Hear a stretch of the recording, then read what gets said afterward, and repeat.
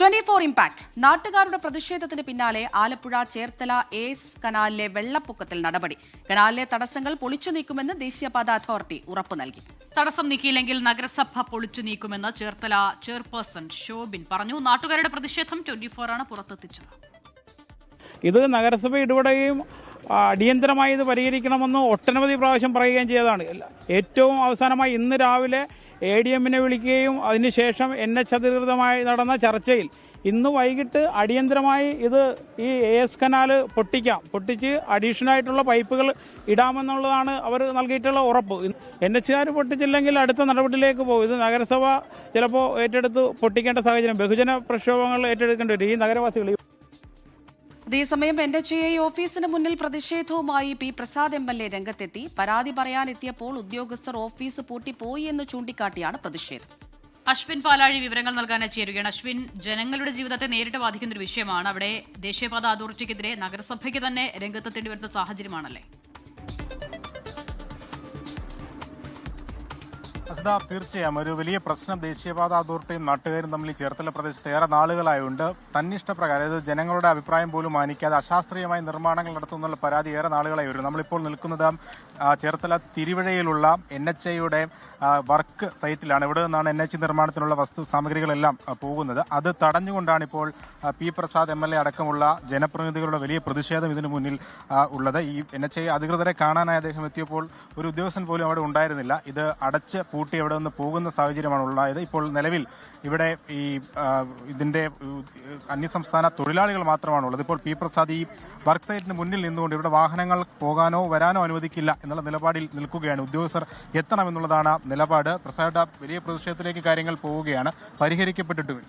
ഞാൻ 2ാം തവണയാണ് ഈ ഓഫീസിന്റെ അടുത്തേക്ക് എത്തുന്നത്. ആദ്യ തവണ മഴക്കാലം തുടങ്ങുന്ന അവസരത്തിൽ കഞ്ഞിക്കുഴിയിൽ നാഷണൽ ഹൈവേയുടെ പ്രവർത്തനത്തിന്റെ ഭാഗമായുള്ളൊരു കോൺക്രീറ്റ് പൊട്ടിച്ചു കഴിഞ്ഞാൽ ആ മേഖലയിലെ വെള്ളക്കെട്ട് ഒഴിവാകും എന്നുള്ളത് കൊണ്ട് അത് നിരവധി തവണ പറഞ്ഞിണക്കുകയും പരിഹാരം ഉണ്ടാവാത്തതിന്റെ പേരിൽ കഞ്ഞിക്കുഴിയിലെ ജനപ്രതിനിധികളും പൊതുപ്രവർത്തകരും അടക്കമുള്ളവർ ഞങ്ങൾക്ക് ഈ ഓഫീസിൽ വന്നിരിക്കേണ്ടി വന്നു. നിലവിൽ അതേ രീതിയിലുള്ള അത് അങ്ങനെയാണ് അതിന് പരിഹാരം ഉണ്ടായത്. അതിനുശേഷം നമ്മൾ മൺസൂണിന് മുമ്പ് മഴയുണ്ടാകും എന്നുള്ള അറിയിപ്പുകൾ വന്നു. മൺസൂണും എത്തുന്നു. മഴക്കാലത്തിന് മുന്നോടിയായി ചേരേണ്ട യോഗങ്ങളും കാര്യങ്ങളുമുണ്ട്.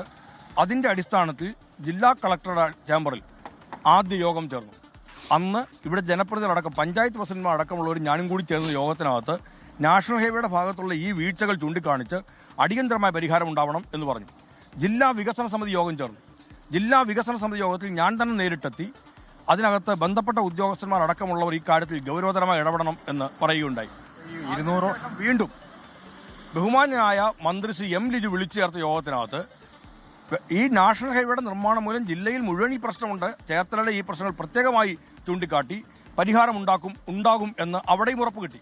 ഈ ഉറപ്പുകളൊന്നും പാലിച്ചില്ല എന്നുള്ളത് കൊണ്ടാണ് വീണ്ടും ഈ ഓഫീസിന്റെ മുന്നിലേക്ക് എത്തി ഇവിടെ ജനപ്രതിനിധികൾ ഈ സമരവുമായി മുമ്പോട്ട് നിൽക്കുന്നത്. രാഷ്ട്രീയത്തിൽ എല്ലാ പാർട്ടിക്കകത്തല്ലുണ്ട്. ഇതിനകത്ത് രാഷ്ട്രീയം കലർത്താൻ നോക്കുന്നത് നാഷണൽ ഹൈവേ സഹായിക്കാൻ വേണ്ടിയുള്ള പരിപാടിയാണ്. നാഷണൽ ഹൈവേ ആണ് ഇതിനകത്ത് ഏറ്റവും വലിയ ഉദ്യോഗസ്ഥർ എത്തും വരെ സമരവുമായി മുന്നോട്ട്. തീർച്ചയായിട്ടും ജില്ലാ ഭരണകൂടം ഗൗരവതരമായ ഒരു ഇടപെടലും നടത്തുന്നില്ല. ജില്ലാ ഭരണകൂടത്തിന്റെ ഭാഗത്തു നിന്നുണ്ടാകുന്നതിൽ അങ്ങേറ്റത്തെ ഗുരുതരമായ വീഴ്ചയാണ്. വേമ്പനാട് കായലിന്റെ അനധികൃതമായ ഖനനം നടക്കുന്നു എന്നുള്ളത് ചൂണ്ടിക്കാട്ടി ഞാൻ തന്നെ എന്നിരുന്ന് പറഞ്ഞ് കളക്ടർ അടക്കമുള്ള പരിശോധിക്കുമെന്ന് പറഞ്ഞു. ബന്ധപ്പെട്ട ഉയർന്ന ഉദ്യോഗസ്ഥന്മാർ അത് പരിശോധിക്കാൻ തയ്യാറായില്ല. ഇവിടെ ഇപ്പോൾ വീടുകൾക്കകത്ത് വെള്ളം കയറുന്ന അവസരത്തിൽ നാഷണൽ ഹൈവേ വെള്ളം പൂശാൻ വേണ്ടി നിൽക്കേണ്ട കാര്യമില്ല. നാഷണൽ ഹൈവേ ഇപ്പോൾ ചെയ്യേണ്ട ഏറ്റവും പ്രധാനപ്പെട്ട പരിപാടി ഈ വെള്ളക്കെട്ട് ഒഴിവാക്കാനുള്ള നടപടി സ്വീകരിക്കുക എന്നുള്ളതാണ്. നിർമ്മാണ പ്രവർത്തനങ്ങൾ പിന്നീടാവാം.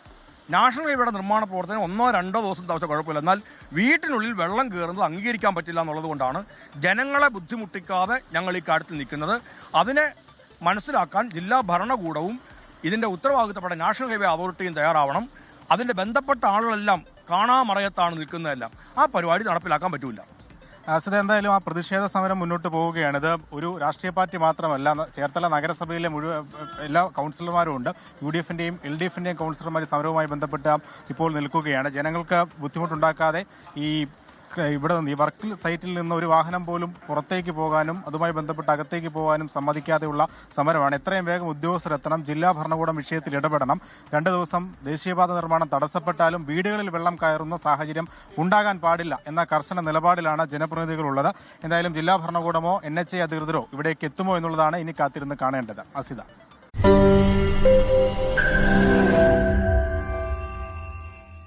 ലോകത്തെവിടെയായാലും ഏത് സമയത്തും 24 വാർത്തകളും ഓഗ്മെന്റഡ് റിയാലിറ്റി പാക്കേജുകളും എക്സ്പ്ലെയിനറുകളും വിശദമായി കാണാൻ ഞങ്ങളുടെ യൂട്യൂബ് ചാനൽ നിങ്ങൾക്ക് സബ്സ്ക്രൈബ് ചെയ്യാം.